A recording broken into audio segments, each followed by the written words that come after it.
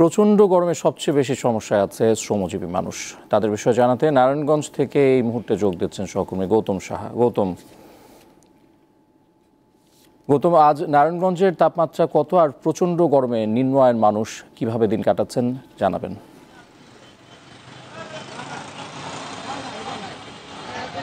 এখন সময় 12টা প্রায় 5-এর অতিক্রম হচ্ছে। এই মুহূর্তে কিন্তু আমি যদি নারায়ণগঞ্জের তাপমাত্রা জানাতে চাই, প্রায় 48 ডিগ্রি সেলসিয়াস তাপমাত্রা কিন্তু নারায়ণগঞ্জে এখন পর্যন্ত অনুভূত হচ্ছে। সেই শিল্পনগরী এই নারায়ণগঞ্জে শ্রমিকদের কিন্তু বসবাস বেশি, এখানে খেটে খাওয়া মানুষের সংখ্যাই বেশি।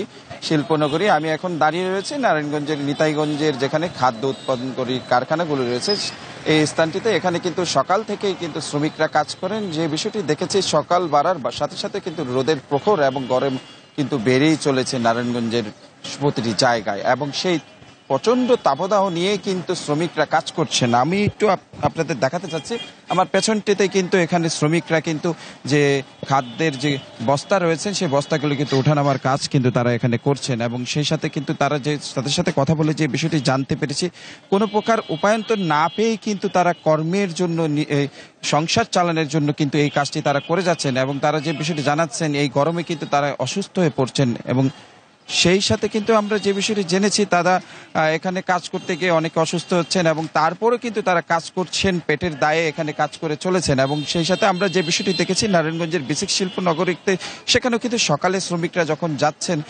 গার্মেন্টস শ্রমিক, পোশাক কারখানা, তারাও কিন্তু গরমে অতিষ্ঠ হয়ে যাচ্ছেন, এবং সেই প্রচণ্ড তাপদাহ থেকে বাঁচার জন্য তারা কিন্তু একের পর এক চেষ্টা চালিয়ে যাচ্ছেন। এবং সেই সাথে আমরা কথা বলেছিলাম নারায়ণগঞ্জের হাসপাতালগুলোতে, সেখানে কিন্তু প্রতিদিনই কিন্তু এই গরমের অতিষ্ঠ হয়ে কিন্তু মানুষ যে চিকিৎসা নিতে ভিড় জমাচ্ছেন, এবং এদের বেশিরভাগই কিন্তু শিশু সেখানে রোগী ভর্তি হচ্ছেন, এবং সেই তাপদাহের প্রচণ্ড তাপদাহে মানুষ কিন্তু হাঁসফাঁস করছেন, এবং এই গরমের প্রতিকার থেকে বাঁচার জন্য তারা কিন্তু বিভিন্ন পন্থা অবলম্বন করছেন। কেউ বা যেখানে পুকুর রয়েছে সেখানে কিন্তু ঝাঁপিয়ে এবং নদীতে ঝাঁপিয়ে তারা চেষ্টা করছেন।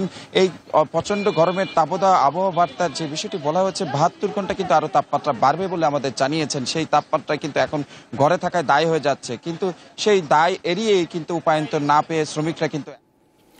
দর্শক, তাপদাহের প্রভাব সম্পর্কে জানাতে নারায়ণগঞ্জ থেকে যুক্ত ছিলেন সহকর্মী গৌতম সাহা।